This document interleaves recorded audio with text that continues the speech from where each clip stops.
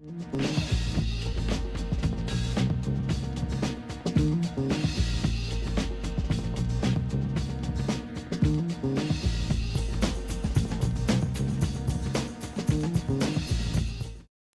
right. A lot of times I'd like to ask the math community of practice folks to come up, and I'll introduce the introduction, just to kind of frame the day. So sometimes we come to Flex Days and there's someone who's from outside coming to say, these are some things to consider. Maybe these are some things that you're doing wrong. Maybe this is some way you can, fix yourself. And I thought, we also have chairs over there that if you could, I think we have 4 chairs over there you can drag out. Sorry, making you do the stage prep too. But we were thinking about, why don't we invite people from within Peralta to present some of the great projects that are already happening, and to emphasize the collaboration that's happening. There's many, many, many, many other awesome things happening, and so these are just a few. And so today is really a chance to do that. I want to bring up Lisa Cook. So once you come up here, the reason I'm asking Lisa to introduce this community practice is because, well, she's the dean at BCC, but I know that her time at Laney, she really helped seed some of these things in the ESOL department and also as the academic senate president. And I thought she'd be the best person. She's actually the one who emailed me many of the materials. She'd be the best person to at least kind of frame this discussion, introduce this community practice. Great. Good morning. I'm Lisa Cook, Dean of Liberal Arts, Social Sciences, and Mathematics at BCC. My preferred pronouns are she, her, hers. Student Equity and Achievement, Canvas, AB 540, Strong Workforce Program, Adult Education Block Grant, non-credit, dual enrollment, student-centered funding formula, State Chancellor's Vision for Success, Basic Skills and Student Outcomes Transformation, AB 705, Guided Pathways. I don't know about you, but I'm having trouble keeping up. We struggle with initiative fatigue, and yet these initiatives present us with important opportunities to better serve our students. At the same time, we are challenged to change not only what we do, but how we do it. In some ways, we will need to change our practice.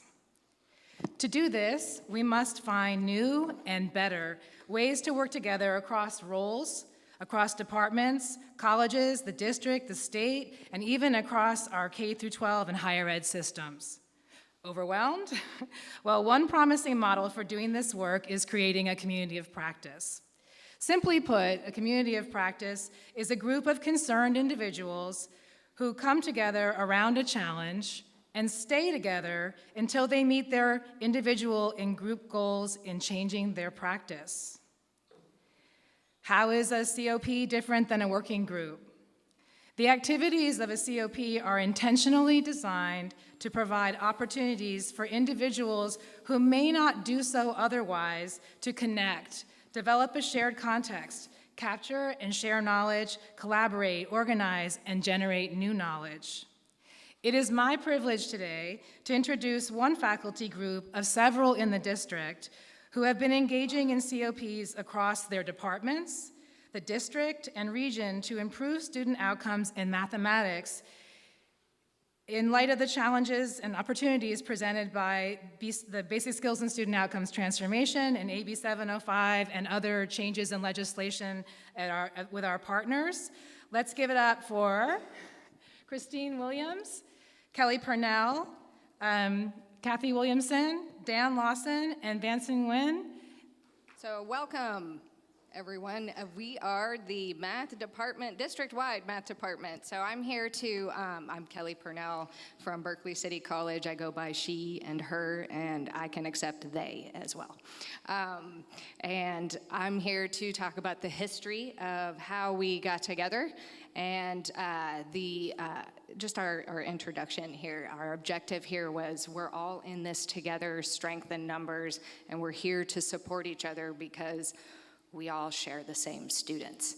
A couple years ago, Kathy and I were involved in various initiatives, the California Acceleration Project that was trying to bring pre-statistics to all the various community colleges. We participated in Bridging the Gap, which is a consortium of Oakland Unified School District, Berkeley High School, and Peralta colleges and Cal State East Bay faculty. And we spent some time every Friday working together on how to transition students from each of those segments.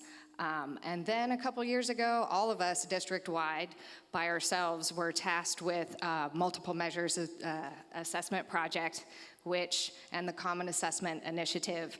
And that led to all of us thinking, we got to get together and talk. We have to actually work together here because we're all asked the same thing, and we could actually do this together instead of by ourselves.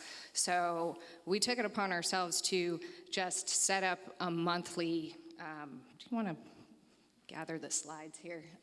A monthly district-wide math meeting. And that is held every third Friday of the month, and we change campuses. It's usually on a Friday afternoon from 2:30 to 4:30, and the host college provides food.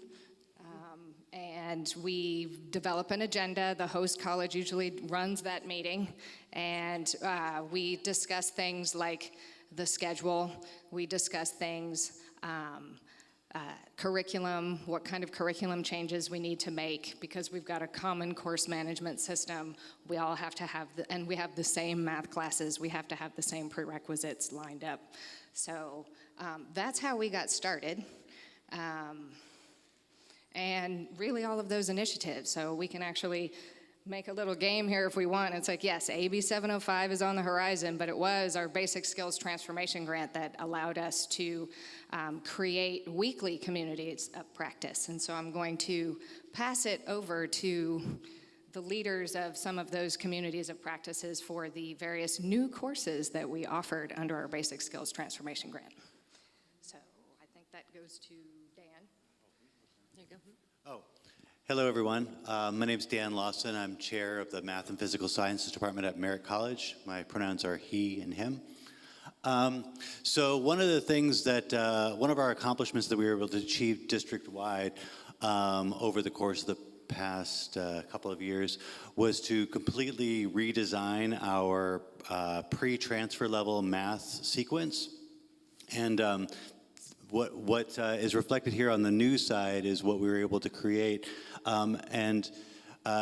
We did this in consultation and in coordination with all of the 4 campuses, but not all of us have the exact same courses here. I think all of the campuses have Math 230, and only Laney and Merritt have Math 240. And currently only Laney and Merritt have Math 261, although the rest of the campuses were planning to. But we actually have some new information that came out this summer, which is going to sort of shake this entire thing up. But, that's all right. So our goal here is the same goal as what's in AB 705, which we're going to discuss in a little bit, which is to try to get students to the transfer level and get them to succeed at the transfer level in a more efficient and actually have it happen in a non-zero way. Oh, sure, we can go here. And some of the benefits of the community of practice that allow us to create all of these things is, for one thing, the fact that we were coming together on a regular basis as departments and as individual communities of practice working on different projects is we're able to broaden our network of people that actually share our goals. And we always talk about at Merritt College, at any particular institution, you talk about how your department is a silo and you don't know what's going on. If you're in math, you don't know what's going on in English or in psychology or in African American studies.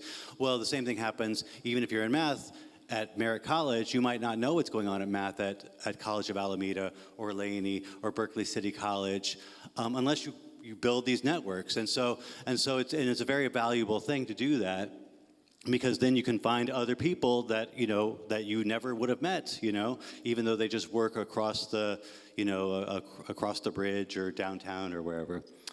And one thing that makes that very helpful is that then that you're part of a team. You know that you have the support network. We were talking about support earlier. Earlier we had the slide showing the complete curriculum redesign that we created, and that was a lot of work. And then earlier this summer, the state came out with their guidelines for how to implement AB 705. And what that meant was that a lot of that work was going to have to get scrapped and maybe done in a different way, you know. And so the way we were doing it at Merritt College was not the way that the state was saying that it should be implemented. And it was actually more like the way that they were doing it at College of Alameda was the way the state was planning to implement it. But the fact that I knew that there was a model in our district that actually fit the state's implementation guidelines was a very valuable thing for me. And the fact that I knew that I felt comfortable that even though I've done all this work for implementing this particular curriculum at Merritt College, I felt comfortable that there was a network of people that I could sit down with and get this done. And I knew that, you know, over the course of the next academic year, we could all be on the same page. And I felt, I trust all these people and all of their colleagues at their campuses. And and the fact that I even know them and I know what they're doing and I know them well enough to trust them is a very valuable thing for me personally. Yes, please. I just wanted to add that we didn't all do exactly the same thing at each college. Like some of us worked together to create these classes and to change the way that we were teaching, and some people worked on changing the way they taught in a different way. And so that's why College of Alameda had their own thing that was a little separate. BCC also had some parts that were a little separate than what, Merritt and Laney actually we kind of aligned completely. But it's like we all knew what was happening and we were all informed about what was happening, and so it was really a good thing for us, even though we did different things, to know what each other was doing because of these changes that happened. And now we can all just steal Vanson's courses, right? All the stuff that he wrote in curriculum, like we could just take them and we can now utilize them as our own now that we know what we have to do given state guidelines. Anyways. Yeah, and so so I encourage if your discipline is not doing this, I encourage you to do this. Like as Kelly was saying, this began as just having a monthly meeting of interested faculty from all of the math departments in the district. And then eventually we had separate communities of practice to create Math 261 and to create Math 230 and to create Math 240 and then we had separate meetings to discuss multiple measures. And so the fact that but part of the way we were able to create all those communities of practice and create all that innovation and create all those relationships was just by starting to have meetings and starting to talk with each other. And so there's a time later on in today's agenda when you're all going to meet with the people in your discipline from other campuses, and I encourage you to use this as an opportunity to set up regular meetings throughout the rest of the year, throughout the rest of the semester, so that you can actually strengthen those relationships that you have.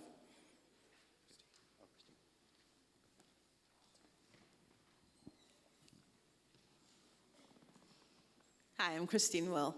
So we're going to talk about some of the community of practice successes that we had. So one of the things that came out of it was curriculum redesign, incorporating best practices. So although we're not continuing in the future, possibly the Math 240 because of AB 705, which was the community of practice I was in charge of, we learned best practices that can be applied to any course that we, if we use Vanson's course, then we can, incorporate these best practices. So guided lecture, group work, board work, time on task, technology, and study skills. So our classrooms now look completely different from where we started. We no longer, and that was due to, instructors, math instructors from across the colleges getting together, and that included both full-time and part-time voices in our meetings that were every Friday for a couple hours. It was a huge investment, but it was really worth it. And we learned a lot. We learned really, our pedagogy has changed completely. So embedded tutors, we now have embedded tutors in the classrooms, which we didn't have prior to that. And we meet with those tutors outside of class as well as inside of class. And we have integrated counseling, so we invited the counselors on occasion either to the classroom or to our meetings. And in addition, you know, I have the counselor that was associated to my class the last year had access to my attendance roster. As I typed it, he was able to see who showed up that day and who didn't, and who he was going to make a phone call to, and so on. So it was great. It was fabulous. So, and I mean, in the past, I've heard a lot of folks saying, you know, but the counselors, they don't know what's going on in the classroom. Well, our counselors did know what was going on in the classroom. So. We invited also, like I had a lot of athletes in my class last semester, and the athletic coaches came into my class and also stopped by, and I chatted with them at different times during the semester to see how the athletes were doing and so on. So it was really, really a wraparound situation for us, and it was fabulous. So. Can I add something? Yeah. I just wanted to add real quick, Christine said that, you know, our classroom changed. I mean, it really, really changed. Like, that was the biggest, I think, shift for us is, you know, most of us lecture to our classes, and we know that that's not the best way to learn. And so now our shift is really on making the students work in class. And having them show us their work and explain to each other how they come to their conclusions and how they come to their answers. And there's a lot more interaction on a more personal level within the classroom. And I feel like that was a really huge shift, right? Going from the quote-unquote sage on the stage, right, to letting the students shine and show us their work instead. And I have one last, or one thing also to add to it, which is a personal takeaway for me, was that sense of community in our community of practice. I felt safe in being able to communicate with my colleagues while we piloted this course. This is not working in my class. Are your students doing the homework on time? And how often are you opening up the homework for them to be able to do? And just having that safety and trust in my colleagues and their support in being able to make suggestions or to validate that some of the struggles that I had, and it just continues to get better. Vanson, do you have anything to add? So before we move on to the next slide, I think I want to say two things. First thing is, the way that we're presenting right here is lecture and not how we've transformed our classrooms. I want to make that clear. So if we were to emulate what we do now in our classrooms, like right now, first of all, there'd be dry erase boards all around, or there'd be big poster paper, and everyone would have data on their colleges, and we would say, what can you conclude, or create an argument using data to convince our administrators that we need more math classes or something like that. And tutoring. So, I mean, those would be the prompts or type of activities that you would see in class, as opposed to me just talking. Okay, so I want to make that clear. And the second thing I want to say is they've called the courses Vanson's courses, like my courses. I would definitely like to give a shout out to my team, because it was definitely a team effort. Dr. Kalila Beal, Rich Kaiser, SCU, Deidre Baker, and some of our other part-time faculty. So it's definitely a team effort in doing this. Strength in numbers, right? Okay. I think Kelly's going to mention Be Silly later, so I'm not going to steal your thunder. Can you go to the next slide, please? So Assembly Bill 705 passed at the beginning of, in October, to be in effect in January 2018, and that requires all colleges to be in compliance by fall 2019. So some of the highlights that from this bill that we have discussed are up here, and some of them are going to be like really, really shocking. Like, for example, the top two. Colleges are required to maximize the likelihood that students will complete a transfer level math and English, thank you, course within 1 year. So we're just the math people here, and we've definitely been having these discussions for a while. And one way that we can do that, that this requirement of maximization is by having all students start and transfer level. And we'll get to that in a second. So for students who start and transfer level, the question might be like, oh my goodness, what if they fail? What if they're not ready? And so the one in the bottom left talks about having concurrent support courses, or what's known more generally as co-requisite courses. So think of your first-time student and got to take a math class. And like, oh my goodness, I'm in a transfer level math class that maybe I wouldn't have been in.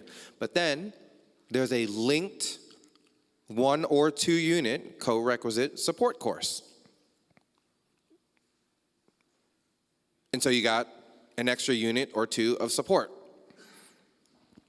From the faculty perspective, it's a lifesaver. I'll just be honest with you, like that extra hour or 2,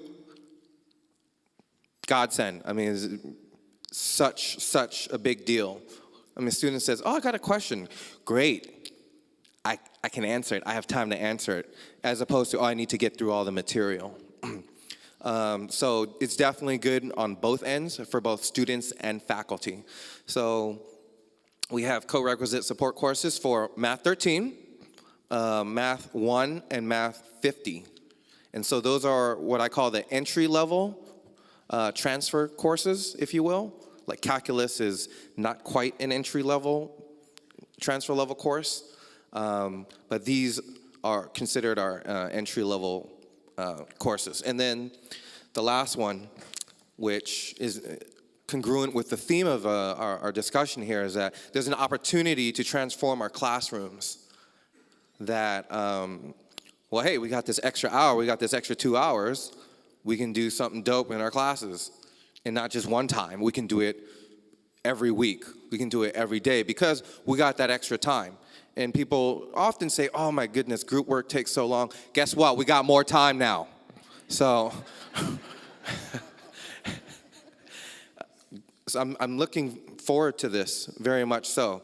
So at our math meeting later today, I think we're going to start talking about new district-wide communities of practice around these concurrent support or co-requisite support courses.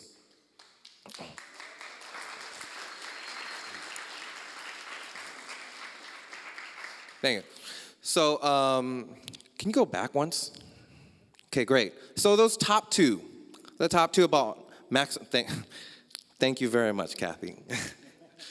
So the top 2 are the biggest ones, either in question, or they scare people, or it's such a dramatic shift in paradigm about how to place students that I think people across all campuses are shook. Math faculty, English faculty, counselors, economics faculty, psychology faculty, chem faculty. Everyone's like, wow. And that's okay. You know, we definitely start, we gotta start somewhere. So the thought behind this, next slide please, is that if we start a student in a transfer level class, let's just say Math 13. Yeah, which is statistics. Thank you. If I'm a student, I take it, and I didn't pass that first semester, and then I take it again in spring, I am more likely to pass Math 13 that second time than if I took the route of starting in Math 203 and then starting in Math 13. Yeah, Math 203 is one level below, sorry. So that is what the statewide data strongly suggests. And it's like a big jump. It's like somewhere between a big jump. I just don't remember the numbers off the top of my head, so I'm sorry. But it's a really big jump. So if students are going to get placed into these courses, then we might as well provide that support off top. But then within our own district, the data is striking. So if you have a student who starts in pre-algebra, Math 253, that's 3 levels below, thank you. What do you think is the percentage or probability or likelihood that they'll finish their statistics within 2 years? Wait, how you know that? How you know that?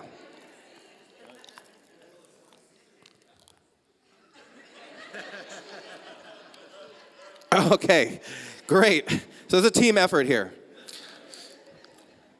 So, I mean, a lot of research suggests that the placement systems are faulty and greatly underplace students, but then all these extra layers of math courses create what's known as exit points. And they are exponential, meaning like it gets compounded exponentially. So I got to do it. For all my math peoples in here, that's a multiplication. And that's why the decimals get smaller and smaller every time you multiply by another decimal. I hope everyone up here is proud of me of that. So that is, it's striking, and it's really unfair to our students that we are being gatekeepers and holding them out of their transfer level classes and academic goals. You want to say something? Okay, here, Dan. Hello. So what does that mean this year? So I was just asked this summer at one of the basic skills meetings. What does that mean? What can we do for students right now? So where we have these concurrent academic support systems in place, these 1 or 2 unit support classes that are in existence at College of Alameda, but aren't at most of the other campuses. At Merritt, we have one for statistics, but we haven't yet, gone through the curriculum process for pre-calculus and for trigonometry. Where can counselors place students right now while we're still putting these structures in place? Well, one of the requirements or one of the guidelines for implementation of AB 705 is that all students get placed into transfer level math. So all students, any student who's on the statistics track would get placed into statistics. That would be their first placement. And then based on their high school GPA, concurrent academic support would be either recommended or strongly recommended. But for students who are in the highest, they call it the highest node of the GPA, the recommendation is that they get placed into the transfer level course immediately without any academic support recommended. And so what that means is that right now, this semester, in order to be in compliance with the law, what we should be doing at Peralta is every student whose plan is to take statistics eventually, whose high school GPA is a B or better, a 3.0 or better, they should be placed into statistics. All incoming students, their initial placement should be statistics if their high school GPA is over a 3.0. And for the STEM pathway, if their GPA is above 3.4, they should be immediately placed into pre-calculus at that level. And we're still working on creating the concurrent academic support programs for the students whose GPAs are below that for most of the colleges. And so, so it's going to be a transition process for those students. But for those students whose GPAs are in this highest node, they should be placed into the highest level, into the transfer level math this semester to maximize their probability of actually succeeding. Because as Vanson pointed out on the previous slide, even putting them one level below, and by the way, that's not where students normally get placed. Like I teach math. Every semester I have students in my pre-algebra class who took pre-calculus in high school.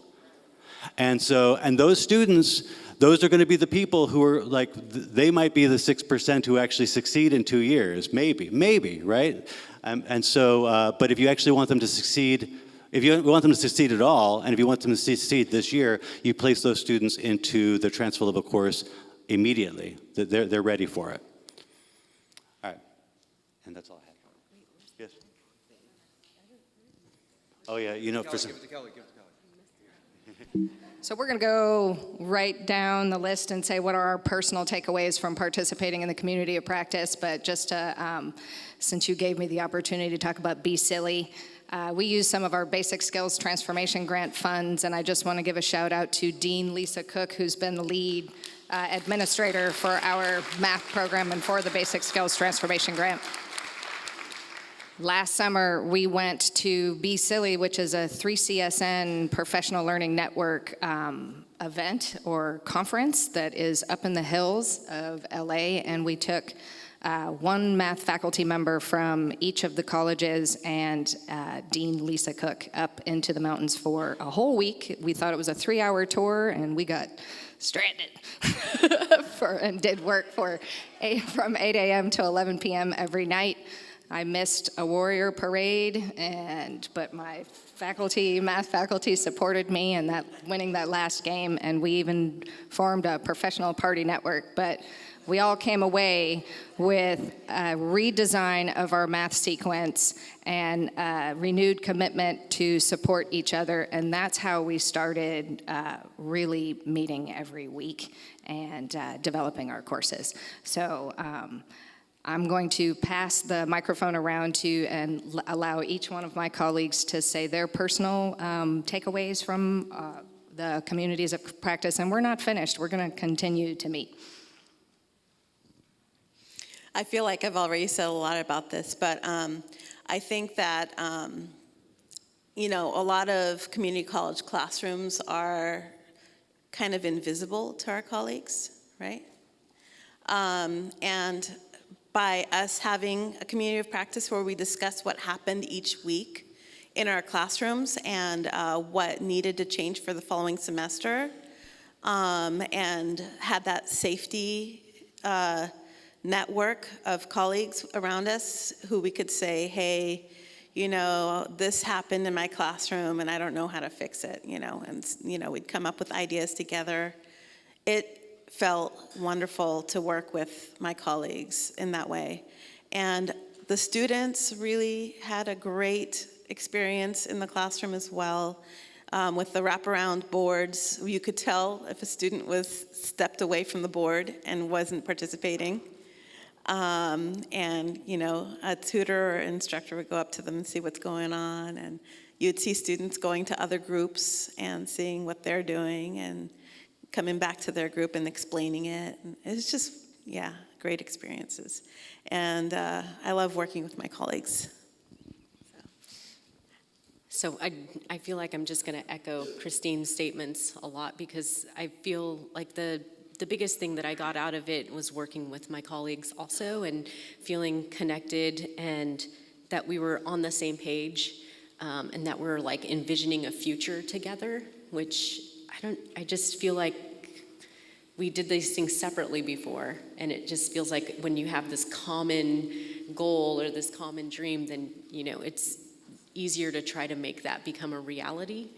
And my teaching for the class that I did, it was, again, just like Christine said, very different, interacting with counselors and counseling, and having tutors in the classroom really made me feel very supported.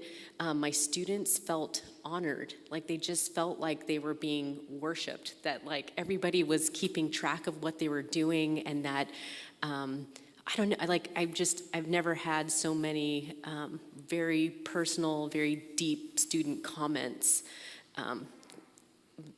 verbally expressed to me than last semester. Like every single student in my class felt very, very supportive, and they were just like, wow, I can't believe you guys are taking this much interest in me. And that was, it was amazing. So I'm looking forward to continuing this work.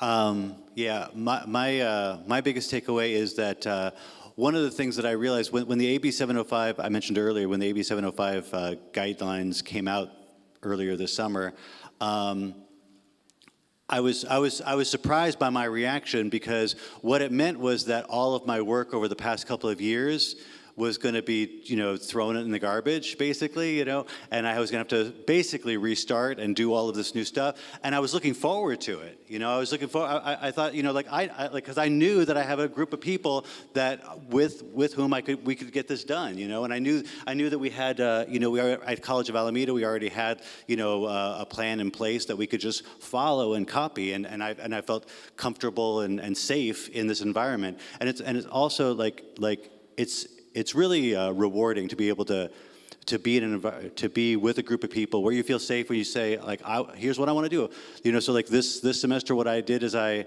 was teaching one of those new algebra classes that was up there. I was the instructor for it this semester, and I said, I think I want to cancel that class and just teach statistics with support, because we have a support class for that already. It's already in the books. And I said, what does everyone think about that? If I just cancel that class and I'll tell all the students in that class that they could just take statistics with me, the same professor, the same instructor, or the same time, the same place, and it was an overwhelming feeling of support and assent, and so it was just like it was just a nice feeling. It's nice to find your group of people that you work well with, and I'm really happy that I've done that here. Okay, so 2 things. I hear about colleges in the state where the math faculty are just hella resistant to any change. And I'm very honored to be in a district where the math faculty are very open to it. So that's definitely the first thing. And then, hey, all right. The second thing is, I know what some of y'all thinking. There are jerks in other departments, like in your department or something like that, oh, well, math is all hunky-dory. And, that is some of the reality. And maybe because we're somewhat new, I don't know, maybe we're not like 40 years deep into the district or something, and that is definitely part of the context. Old Peralta Way runs real deep, right? I know I had to say that. So I think I want to give some hope to faculty looking to build communities of practice, that it can exist, that the most rigid, rule-following faculty such as math that we definitely can come together, and although there might be historic differences between faculty, whether within the college or within the districts, that you can build.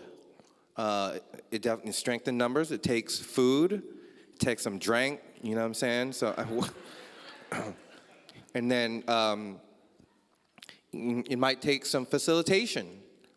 So we can lean on our administrators who get paid the big bucks to help facilitate that. And although they might be a little afraid to stick their neck out, and that's okay, you might find someone else that will be able to help facilitate that. But I really want to instill some hope in faculty that you can have this and it will come out beautifully.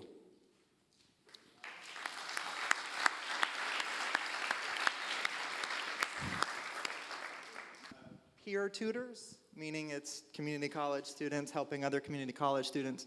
Normally in math, the tutors have to take calculus in order to be qualified to be in the drop-in center and tutor any math student on the college. And because the tutors in this program are embedded in the class, they don't need to have gotten all the way to calculus, which means that students that were successful in the first semester of these basic skills classes were able to be elevated to then being tutors and helping out other students in the basic skills classes in the subsequent semester. Same thing's happening in English. And that really, is very empowering for the students that are tutors too. So it's really special the way that they're doing that. Thank you. Well, I don't know exactly how much time we have left, but I do want to, before the time ends, thank you all for allowing us to showcase what we have done over the last few years. My last personal takeaway is that at the district level on some of the shared governance committees, it feels like the colleges are in competition with each other because we all have to share the same funding and we're all fighting for position in that way. But I feel in this community of practice that it's not like that. We're in it for the students, and I think that that's what we're all here for. Thank you very much. Let's give them a hand.